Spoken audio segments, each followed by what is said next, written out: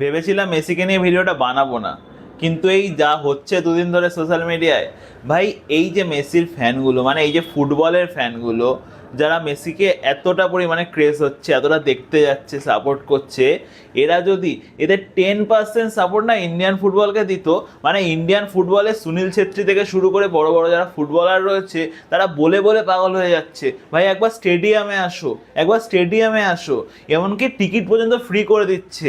আর যদি টাকাও থাকে না, হার্ডলি 200 300 400 ম্যাক্সিমাম, তাও এই যে টিকিটগুলো এটা তোমরা একটু এদিক ওদিক ক্লাবে ঘাটাঘাটি করলে ফ্রিতেও পেয়ে যাবে। ইন্ডিয়ান ফুটবলকে সাপোর্ট করার জন্য কেউ নেই।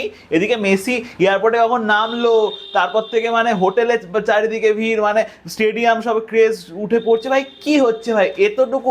এর 10% সাপোর্ট শুধু যদি ইন্ডিয়ান ফুটবলকে দাও না, ইন্ডিয়ান ফুটবল চলে যাবে ওয়ার্ল্ড কাপে। না আমি বলছি না ওয়ার্ল্ড কাপ জিতবে, কিন্তু ওয়ার্ল্ড কাপে খেলতে তো পারবে, অন্তত সেই জায়গা অবধি তো পৌঁছাবে।